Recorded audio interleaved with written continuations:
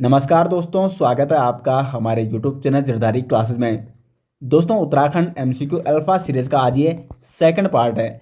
और जैसे आप सभी जानते हैं कि हमने जो अल्फा सीरीज़ शुरू की है उत्तराखंड एमसीक्यू ये सीरीज़, इसमें आपके लिए इंपॉर्टेंट क्वेश्चन लाए जाते हैं। जिस प्रकार के क्वेश्चन आजकल एग्जाम में पूछे जाते हैं, आपने देखा होगा आयोग आजकल डीप से डीप क्वेश्चन बना रहा है और उसी को ध्यान में रखते हुए आपके लिए इसमें इंपॉर्टेंट क्वेश्चन लाए जाते हैं दोस्तों।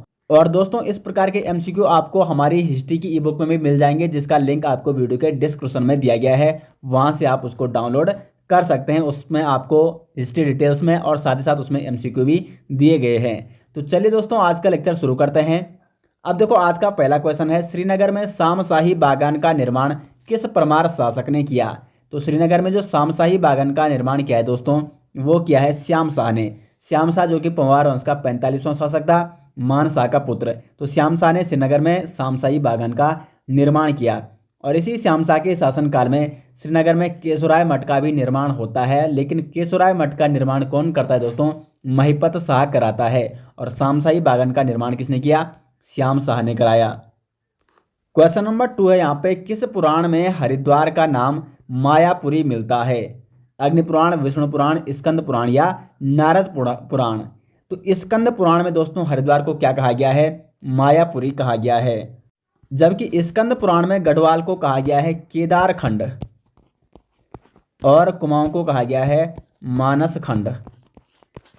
जबकि इसी स्कंद पुराण में हरिद्वार को क्या कहा गया है? मायापुरी कहा गया है। क्वेश्चन नंबर 3 है यहाँ पे, छागलेश राजवंश की पुष्टि किस शिलालेख से मिलती है? तो जो छागलेश राजवंश है उसकी पुष्टि होती है लाखा मंडल शिलालेख से। और ये लाखा मंडल शिलालेख कहाँ है? ये है आपका देहरादून में। साथ साथ जो राजकुमारी ईश्वरा का शिलालेख मिला है वो भी कहाँ मिला है दोस्तों? लाखा मंडल में ही मिला है। तो राजकुमारी ईश्वरा का शिलालेख ये भी लाखा मंडल में प्राप्त हुआ है। छागलेश राजवंश की पुष्टि किस शिलालेख से मिलती है? तो लाखा मंडल शिलालेख से मिलती है। डी ऑप्शन हो जाएगा इसका सही आंसर। क्वेश्चन नंबर 4 है, श्रीनगर में केशोराय मठ का निर्माण किस परमार वंशीय राजा के शासन काल में हुआ था? देखो दोस्तों, ये शासन काल पूछ रहा है। तो श्रीनगर में जो केशोराय मठ का निर्माण हुआ वो श्याम शाह के शासन काल में हुआ। जबकि इसका निर्माण किसने कराया?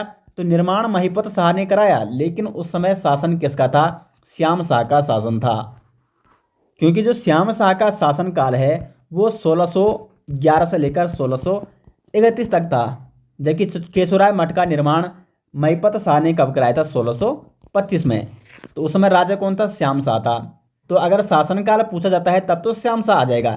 लेकिन अगर यही क्वेश्चन इस प्रकार से पूछा जाता है कि श्रीनगर में केशोराय मठ का निर्माण किसने कराया, तब उसका सही आंसर हो जाता था महिपत शाह। क्वेश्चन नंबर 5 है यहाँ पे, गोलू देवता का उद्भव स्थान है। तो जो गोलू देवता का उद्भव स्थान है, ऑप्शन आप यहाँ पे देख सकते हैं, नैनीताल, हरिद्वार, ऋषिकेश या चंपावत। ये क्वेश्चन एग्जाम में बन चुका है और इसका सही आंसर है दोस्तों चंपावत यानी डी।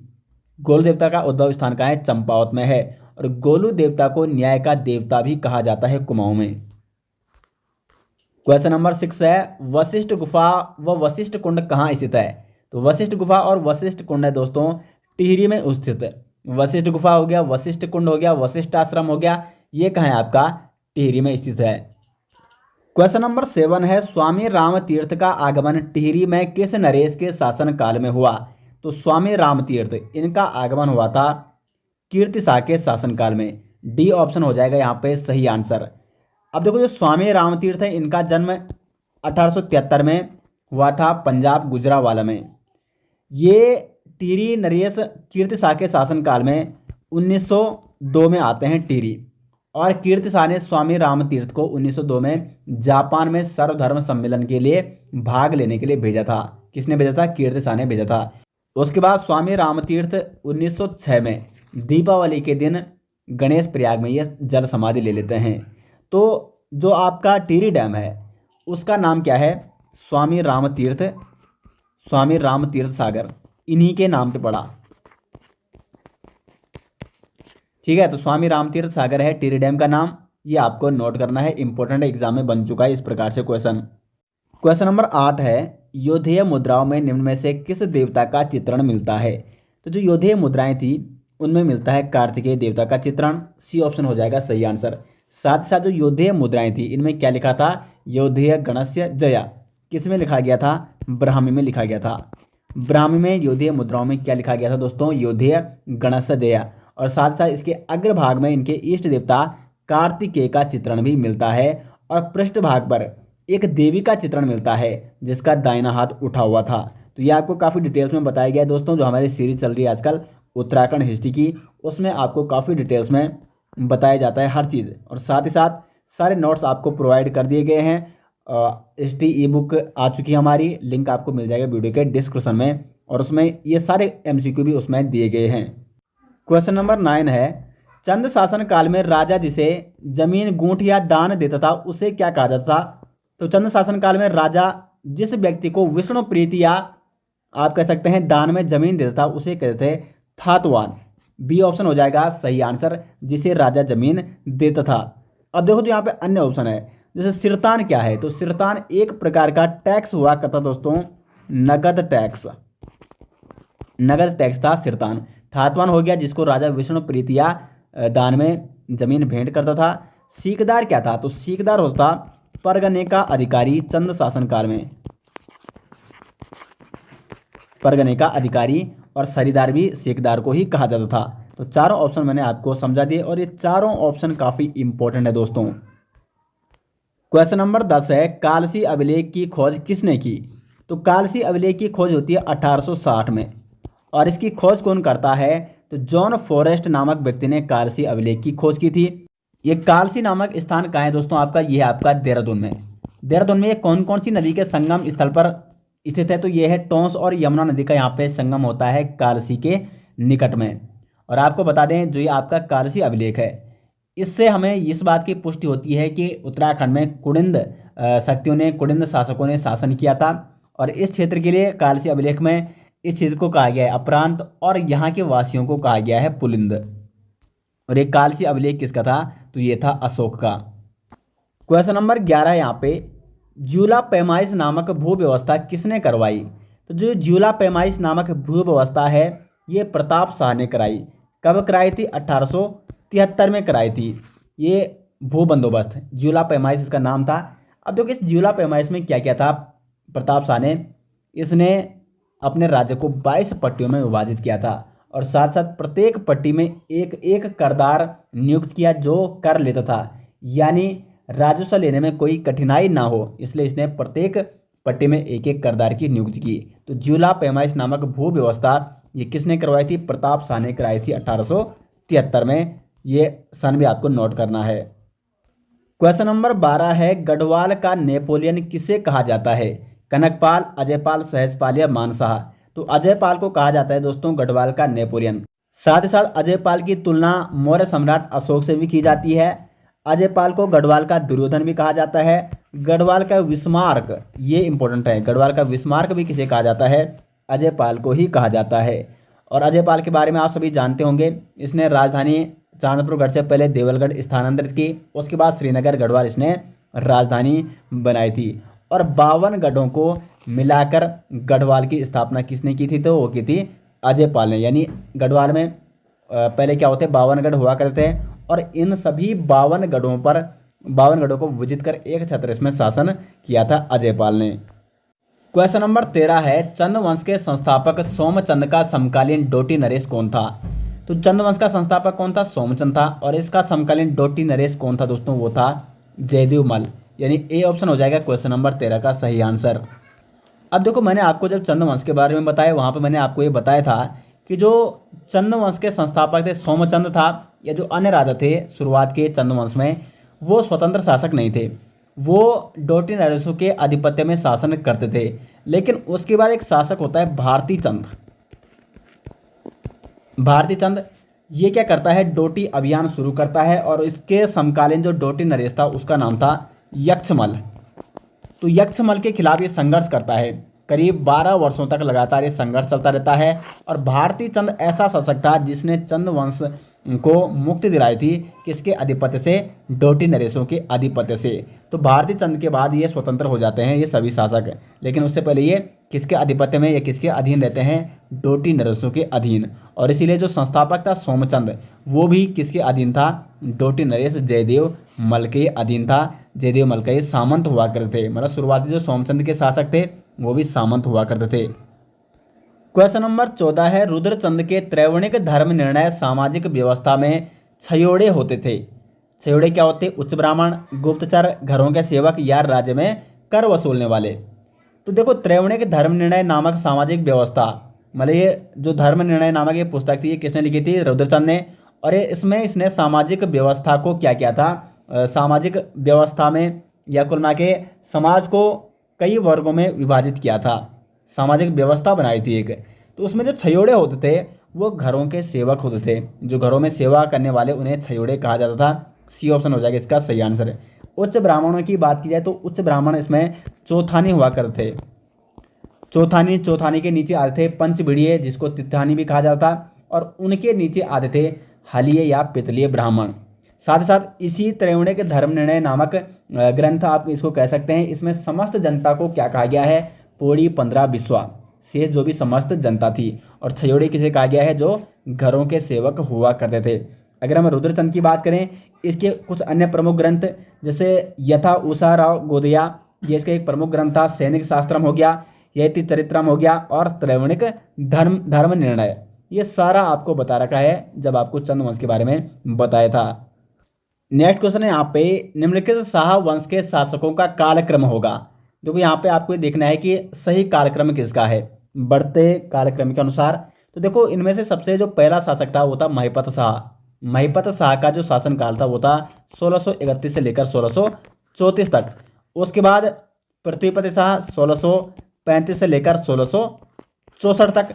उसके बाद आता है फतेहपति शाह 1664 से लेकर 1716 तक। और उसके बाद ललित शाह। तो कुल मिला के क्या हो जाएगा आपका? फर्स्ट हो जाएगा, फिर आ जाएगा आपका थर्ड, फिर आ जाएगा चौथा, और फिर आ जाएगा सेकंड। फर्स्ट, थर्ड, चौथा और सेकंड। तो डी ऑप्शन हो जाएगा दोस्तों क्वेश्चन नंबर 15 का महिपत शाह, पृथ्वीपति शाह, फतेहपति शाह और आपका आ जाएगा ललित शाह। ये सही कालक्रम हो जाएगा क्वेश्चन नंबर 15 का। क्वेश्चन नंबर 16 है, मापतोल हेतु धूली पाथा पैमाना किस राजा ने शुरू किया था? तो धूली पाथा पैमाना ये शुरू किया था अजय पाल ने। बी ऑप्शन हो जाएगा सही आंसर। पाथा ये एक मापक होता था और आज भी देखने को मिलता है। इसी से धान अगर किसी को देना होता तो इसी से मापा जाता है, और इसका जो एवरेज माप होता 2 kg के बराबर ये पाथा हुआ करता था। तो धूली पाथा पैमाना, ये पैमाना किसने शुरू किया था? किसके शासनकाल से शुरू हुआ था? अजय पाल के शासनकाल से शुरू हुआ था। साथ ही साथ इसके शासनकाल में सरोला ब्राह्मण प्रथा ये भी किसने शुरू की थी? ये भी अजय पाल ने शुरू की थी। क्वेश्चन नंबर 17 है, कार्तिकेयपुर का अंतिम राजा था। तो जो कार्तिकेयपुर का अंतिम राजा था दोस्तों वो था सुभिक्ष राजदेव, क्योंकि इसके बाद किसी कार्तिकेयपुर वंशीय राजा का विवरण प्राप्त नहीं होता है। उसके बाद कुछ समय बाद सीधे कत्यूरी वंश के बारे में जानकारी मिलती है, और इतिहासकार कई ये बताते हैं कि कत्यूरी वंश भी कार्तिकेयपुरी वंश है, लेकिन कई इसके बारे में अलग राय देते हैं कि कत्यूरी वंश बिल्कुल एक अलग वंश है। लेकिन कत्यूरी वंश के बारे में कोई लिखित उल्लेख नहीं मिलता है। उसके मतलब उनके पवाड़ों और जागरों में उनका उल्लेख मिलता है। तो कार्तिकेयपुर राजा, उसका संस्थापक की अगर हम बात करें तो बसंत देव इनका संस्थापक था, बसंत देव। और कार्तिकेयपुर का अंतिम कत्यूरी राजा कौन था? वो था सुभिक्ष राजदेव। और ये सुभिक्ष राज ये किस वंश का था? तो क्योंकि कार्तिकेयपुर जो राजवंश था इसके भी कई परिवार थे, तो ये किस परिवार का था? ये था आपका सलोड़ आदित्य परिवार का। सलोड़ आदित्य परिवार का जो संस्थापक था वो था इच्छर देव। सलोड़ आदित्य का पुत्र इच्छर देव, उसने स्थापना की थी सलोड़ आदित्य वंश की। लेकिन उस वंश का अंतिम शासक या आप कह सकते हैं कार्तिकेयपुर राजवंश का अंतिम कत्यूरी राजा वो था सुभिक्ष राजदेव। ये क्वेश्चन दोस्तों इसी प्रकार से एक बार एग्जाम में पूछा भी गया है। आगे बढ़ते हैं क्वेश्चन नंबर 18, गौरवभंजक की उपाधि किसे दी गई है? तो गौरवभंजक और गौरवभंजन दो हैं दोस्तों। तो गौरवभंजक की उपाधि दी गई है माधो सिंह भंडारी को। सी ऑप्शन हो जाएगा सही आंसर। जबकि गौरवभंजन की उपाधि दी गई है महिपत शाह को। तो महिपत शाह को कहा जाता है गौरवभंजन, और गौरवभंजक किसे कहा जाता है? माधो सिंह भंडारी को, क्योंकि महिपत शाह का ही सेनापति था दोस्तों माधो सिंह भंडारी। क्वेश्चन नंबर 19 है, कुमाऊं का चाणक्य हर्षदेव जोशी किस चंद शासक के दीवान थे? तो हर्षदेव जोशी जिसे कुमाऊं का चाणक्य कहा जाता है, ये था आपका दीपचंद का दीवान। सी ऑप्शन हो जाएगा क्वेश्चन नंबर 19 का सही आंसर। आप देखो जो हर्षदेव जोशी है इतिहासकार, इसके बारे में अलग अलग राय देते हैं। राहुल सांकृत्यायन ने हर्षदेव जोशी को कौन सी उपाधि दे रखी है? विभीषण की उपाधि। जबकि प्रमुख इतिहासकार एटकिंसन ने हरदेव जोशी को क्या कहा है? स्वार्थी और देशद्रोही। हरदेव जोशी को कुमाऊं का चाणक्य भी कहा जाता है, साथ ही साथ इसको कुमाऊं का राज्य निर्माता, किंग मेकर भी इसको कहा जाता है। तो इसके बारे में ये सारी चीजें आपको नोट करनी है। क्वेश्चन नंबर 20 है, कीर्ति शाह की संरक्षिका कौन थी? गुलेरिया रानी, नेपोलिया रानी, जिया कनक देवी या कोई नहीं? तो इसका ए ऑप्शन हो जाएगा सही आंसर। गुलेरिया रानी ये कीर्ति शाह की संरक्षिका थी, जबकि जो नेपोलियन रानी थी ये नरेंद्र शाह की संरक्षिका थी। नरेंद्र शाह और गुलेरिया रानी हो गई यहाँ पे कीर्ति शाह की संरक्षिका। क्वेश्चन नंबर 21 की ओर बढ़ते हैं। सुदर्शन शाह की रचना है, तो सुदर्शन शाह की यहाँ पे जो रचना है वो है गोरखवाणी। बी ऑप्शन हो जाएगा सही आंसर। साथ ही साथ सुदर्शन शाह की एक अन्य रचना है सभासार नामक ग्रंथ की रचना किसने की? ये भी की थी सुदर्शन शाह ने। सुदर्शन शाह सूरत कवि के नाम से रचनाएं करता था। गोरखवाणी भी इसकी रचना है। और जो देखो अन्य रचनाएं यहाँ पे सभाभूषण हो गया, विष्णु स्मृति और रामायण दीपिका, ये रचनाएं किसकी है? हरिदत्त शर्मा की, जो कि सुदर्शन शाह का राजकवि हुआ करता था, हरिदत्त शर्मा। क्वेश्चन नंबर 22 है, ज्ञानचंद को गरुड़चंद की उपाधि दिल्ली सल्तनत के किस वंश ने दी थी? तो ज्ञानचंद को गरुड़चंद की उपाधि दी थी दोस्तों फिरोज शाह तुगलक ने, यानी तुगलक वंश से संबंधित था फिरोज शाह तुगलक, फिरोज शाह तुगलक। तो फिरोज शाह तुगलक देता है ज्ञानचंद को गरुड़चंद की उपाधि, इसलिए इसको ज्ञान गरुड़चंद के नाम से जाना जाता है। तो सी ऑप्शन हो जाएगा 22 का सही आंसर। ज्ञान गरुड़चंद चंद वंश का ऐसा पहला शासक था दोस्तों जो दिल्ली के सुल्तान के यहाँ नजराना देने गया था। अब बढ़ते हम आगे क्वेश्चन की ओर। क्वेश्चन नंबर 23 आगे यहाँ पे, सोमचंद के आगमन के समय कुमाऊं में निम्न में से किस नरेश का अधिपत्य था? तो देखो जब सोमचंद आया था, सोमचंद जो कि संस्थापक है चंद वंश का, तो जब सोमचंद आए यहाँ पे तो उस समय कुमाऊं में किसका अधिपत्य था, किस नरेश का अधिपत्य था? वो था ब्रह्मदेव का। अब देखो इसके बारे में इतिहासकारों की अलग अलग धारणाएं हैं। कुछ इतिहासकार मानते हैं कि कत्यूरी वंशीय राजा था ब्रह्मदेव, ये अयोग्य शासक था और इसके प्रतिनिधि जाते हैं कन्नौज नरेश के यहाँ, वहाँ से सोमचंद को लेकर आते हैं। जबकि कुछ मानते हैं कि जब सोमचंद यहाँ पे आया था तो ब्रह्मदेव ने अपनी पुत्री चंपा का विवाह कराया था सोमचंद से, और सोमचंद को चंपावत भूमि दान की थी, और वहाँ पे सोमचंद ने अपनी राजधानी बनाई थी चंपावत में, और वहाँ पे राजबुंगा किले की स्थापना भी किसने की? राजबुंगा किले का निर्माण किसने कराया? सोमचंद ने कराया। तो जो चंद्रवंश का संस्थापक था सोमचंद, और कहाँ से शुरुआत होती है? चंद्रवंश की चंपावत से शुरुआत होती है। क्वेश्चन नंबर 24 है, पांवटा के निकट भंगाणी नामक स्थल पर युद्ध गढ़ नरेश फतेह शाह और के मध्य हुआ था। यानी जो भंगाणी नामक युद्ध हुआ था वो फतेह शाह और किसके मध्य हुआ था दोस्तों? देखो भंगाणी का युद्ध हुआ था 1689 में। किस किस के मध्य हुआ था? फतेह शाह और गुरु गोविंद सिंह के मध्य में। इंपॉर्टेंट युद्ध है, सी ऑप्शन ये आपको नोट करना है। सी ऑप्शन हो जाएगा क्वेश्चन नंबर 24 का सही आंसर। क्वेश्चन नंबर 25 है, 1451 के हुड़ेती ताम्रपत्र में किस चंद शासक के गांव देने का वर्णन मिलता है? तो 1451 का जो हुड़ेती ताम्रपत्र मिलता है दोस्तों वो मिलता है भारती चंद का। चंद वंश का राजा था भारती चंद, एक योग्य और कुशल शासक था भारती चंद। तो इसका हुड़ेती ताम्रपत्र मिलता है 1451 का। यहाँ पे इसने चंद शासक ने ये गांव देने का वर्णन इसका मिलता है। इसने डोटी अभियान चलाया था, उसमें इसको सफलता मिली थी। साथ साथ इसके डोटी अभियान के दौरान एक जाति की उत्पत्ति होती है दोस्तों, उद्भव होता है नायक जाति। नायक जाति या इसको कटवाल जाति के नाम से भी जाना जाता है। जब इसने डोटी अभियान चलाया था तो जो वहाँ पे इसकी सेना गई थी, उन सेनाओं के वहाँ की महिलाओं के साथ अवैध संबंध हो गए थे, और उन महिलाओं से जो उत्पन्न संतानें हुई उनको क्या कहा गया? नायक जाति कहा गया है, या कटवाल जाति की संतानें कहा गया। तो यहाँ पे हो जाएगा क्वेश्चन नंबर 25 का ए ऑप्शन भारती चंद सही आंसर। क्वेश्चन नंबर 26 है, अपनी ताम्र मुद्रा चलाने वाला प्रथम परमार शासक लखनदेव, अनंतपाल, जगतपाल या भक्तिपाल? तो लखनदेव ऐसा शासक है, पंवार शासक, जिसने अपनी ताम्र मुद्रा चलाई थी, और लखनदेव की ही मुद्रा, मतलब सबसे पहला ऐसा शासक है लखनदेव जिसकी मुद्रा प्राप्त हुई है। लखनदेव से पहले ऐसा कोई शासक नहीं है परमार वंश में जिसकी ताम्र मुद्रा या मुद्रा प्राप्त हुई हो। तो इसलिए इतिहासकार ये मानते हैं कि लखन वंश पहला शासक है जिसने अपनी मुद्रा चलाई थी। क्वेश्चन नंबर 27 है, जहांगीरनामा के अनुसार गढ़वाल के किस शासक को जहांगीर ने हाथी एवं घोड़े उपहार स्वरूप प्रदान किए थे? देखो, जहांगीर किसका समकालीन था? श्याम शाह का समकालीन। और जहांगीर ने श्याम शाह को एक हाथी और एक घोड़ा उपहार स्वरूप भेंट किया था। कब किया था भेंट, ये भी इंपॉर्टेंट है, तो 1621 में। और ये क्वेश्चन दोस्तों एग्जाम में बन चुका है पहले भी। तो कुछ क्वेश्चन यहाँ पे आपके लिए इस प्रकार से लाए जाते हैं कि ताकि आपको समझ में आ सके कि जो आयोग है वो कहीं से भी क्वेश्चन बना सकता है, इसलिए आपको डिटेल्स में और डीप में पढ़ना है। और इसीलिए एक तरफ से आपके लिए डिटेल्स में सीरीज चल रही है हिस्ट्री की, और एक तरफ से आपके लिए यहाँ पे लगातार MCQ सीरीज भी हम चला रहे हैं, ताकि आपको कहीं से कोई डाउट ना हो, आपके कॉन्सेप्ट लगातार क्लियर होते जाएं हर जो भी यहाँ पे सीरीज चलती है, हर सीरीज के माध्यम से। तो जहांगीर का समकालीन था श्याम शाह, और श्रीनगर में शामशाही बागान का निर्माण भी श्याम शाह ने ही कराया था। क्वेश्चन नंबर 28 है, प्रताप शाह ने प्रताप नगर की स्थापना कब की? तो 1877 में प्रताप शाह ने प्रताप नगर की स्थापना की। बी ऑप्शन हो जाएगा इसका सही आंसर। आगे बढ़ते हैं 29 की ओर। टिहरी रियासत में बिसाह प्रथा का संबंध निम्न में से किससे था? देखो, टिहरी रियासत में कुप्रथा थी बिसाह प्रथा, इसका संबंध किससे था? तो इसका हो जाएगा दोस्तों सही आंसर सी ऑप्शन, अन्य रूप में कर पहुंचाना। देखो, टिहरी रियासत में 3 प्रथाएं प्रचलित थी। एक थी खीण, ये बेगार हुआ करती, बेगार देना पड़ता था लोगों को। एक थी पाला, यानी दरबार में दूध और घी पहुंचाना। और तीसरी थी बिसाह, यानी अन्य रूप में कर पहुंचाना था दरबार में। तो ये प्रथाएं किसने समाप्त की? प्रताप शाह ने समाप्त की थी।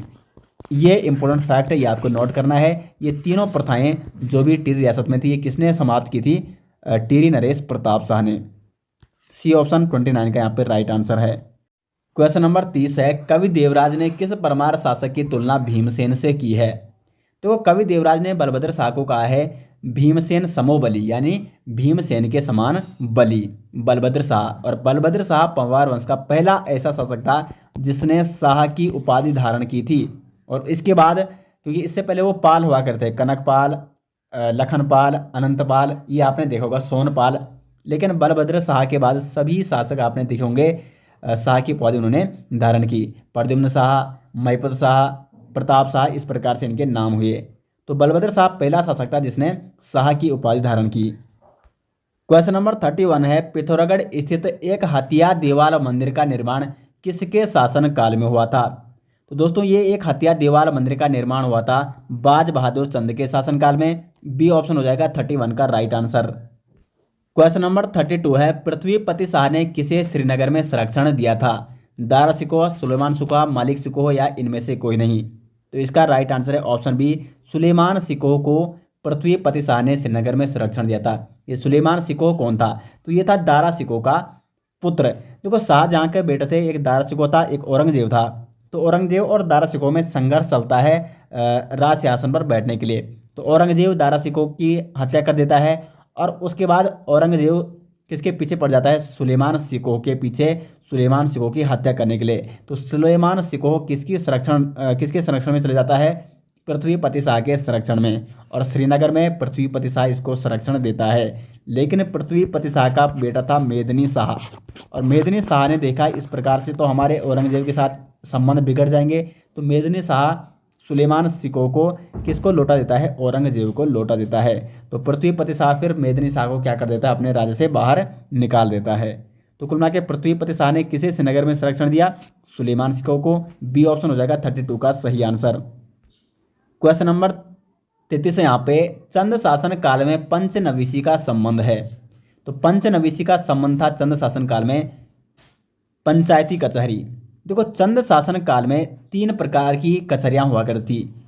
एक थी न्योवाली, यहाँ पे जनता के मामले देखे जाते। एक थी बिष्ठाली कचहरी, और ये न्योवाली और बिष्ठाली कचहरी की स्थापना किसने की थी?